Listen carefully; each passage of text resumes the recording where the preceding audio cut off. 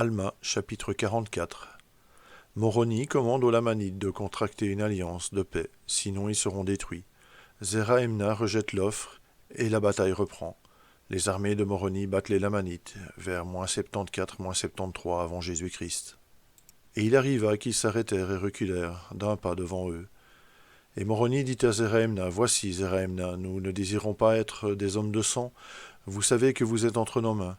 Néanmoins, nous ne désirons pas vous tuer. Voici, nous ne sommes pas sortis vous livrer bataille afin de verser votre sang pour avoir du pouvoir. Nous ne désirons pas non plus amener qui que ce soit sous le joug de la servitude.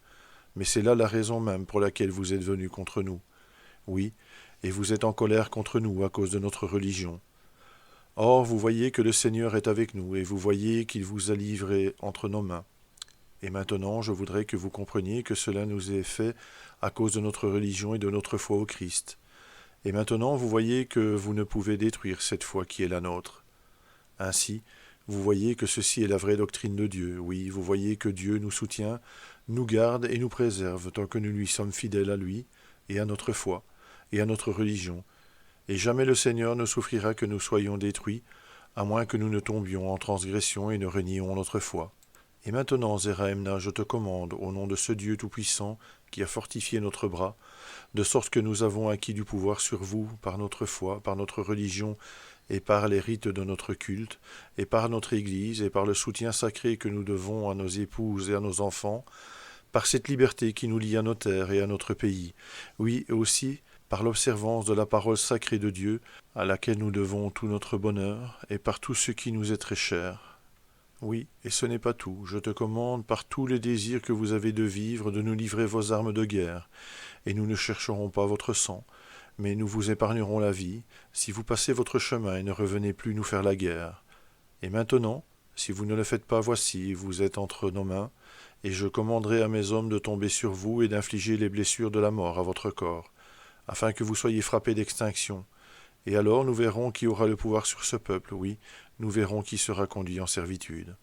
Et alors il arriva que lorsque Zerah-Emna eut entendu ces paroles, il s'avança et livra son épée, et son cimeterre, et son arc entre les mains de Moroni, et lui dit, « Voilà nos armes de guerre, nous vous les livrerons, mais nous n'accepterons pas de vous faire un serment que nous savons que nous enfreindrons, et nos enfants aussi, mais prenez nos armes de guerre, et souffrez que nous partions dans le désert, sinon nous garderons nos épées, et nous périrons ou vaincrons. Voici, nous ne sommes pas de votre foi, nous ne croyons pas que c'est Dieu qui nous a livrés entre vos mains, mais nous croyons que c'est votre ruse qui vous a préservés de nos épées. Voici, ce sont vos plastrons de cuirasse et vos boucliers qui vous ont préservés. » Et alors, quand Zerah-Emna eut fini de dire ces paroles, Moroni lui rendit l'épée et les armes de guerre qu'il avait reçues, disant, « Voici, nous allons finir le conflit. Or, je ne peux pas rétracter les paroles que j'ai dites. C'est pourquoi, comme le Seigneur vit, vous ne partirez pas. Si vous ne partez pas avec le serment, que vous ne reviendrez pas contre nous, nous faire la guerre.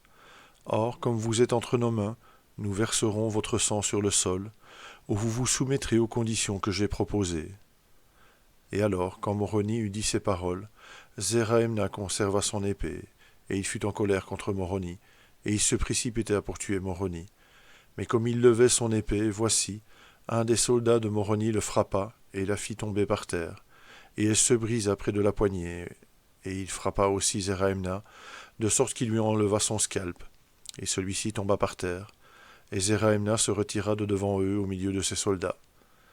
Et il arriva que le soldat qui se tenait tout près, qui avait enlevé le scalp de Zerah-Emna, ramassa le scalp sur le sol par les cheveux, et il le posa sur la pointe de son épée, et il le tendit vers eux, leur disant d'une voix forte, « Tout comme ce scalp qui est le scalp de votre chef est tombé par terre, de même vous tomberez par terre si vous ne nous livrez pas vos armes de guerre et ne partez pas avec une alliance de paix. » Or il y en eut beaucoup lorsqu'ils entendirent ces mots, et virent le scalp qui était sur l'épée, qui furent frappés de crainte. Et beaucoup s'avancèrent, et jetèrent leurs armes de guerre aux pieds de Moroni, et conclurent une alliance de paix. Et tous ceux qui conclurent l'alliance, ils les laissèrent partir dans le désert. Alors il arriva que Zerah-Emna fut extrêmement furieux, et il excita le reste de ses soldats à la colère, pour qu'ils combattent plus puissamment les Néphites. Et alors Moroni fut en colère à cause de l'obstination des Lamanites. C'est pourquoi il commanda à son peuple de tomber sur eux et de les tuer. Et il arriva qu'ils commencèrent à les tuer. Oui, Et les Lamanites combattirent avec leurs épées et leurs forces. Mais voici leur peau nue et leur tête découverte étaient exposées aux épées tranchantes des Néphites. Oui, voici, ils furent percés et frappés, oui, et tombèrent extrêmement vite sous les épées des Néphites. Et ils commencèrent à être fauchés, comme le soldat de Moroni l'avait prophétisé. Alors, Zéraïmna, lorsqu'il vit qu'ils étaient tous sur le point d'être détruits, cria d'une voix forte vers Moroni, promettant qu'il ferait alliance, son peuple et lui, que s'ils épargnaient la vie au reste d'entre eux, ils ne reviendraient plus jamais à la guerre contre eux. Et il arriva que Moroni fit de nouveau cesser l'œuvre de mort parmi le peuple, et il prit les armes de guerre aux Lamanites, et lorsqu'ils eurent conclu avec lui une alliance de paix, il leur fut permis de partir dans le désert. Or, on ne compta pas le nombre de leurs morts à cause de la grandeur du nombre. Oui, le nombre de leurs morts était extrêmement grand, tant du côté des Néphites que du côté des Lamanites. Et il arriva qu'ils jetèrent leurs morts dans les eaux de Sidon, et ils s'en sont allés et sont ensevelis dans les profondeurs de la mer. Et les armées des Néphites, ou de Moroni, retournèrent et allèrent dans leurs maisons et dans leurs terres. Et ainsi finit la 18e année du règne des juges sur le peuple de Néphi, et ainsi finirent les annales d'Alma, qui furent écrites sur les plaques de Néphi.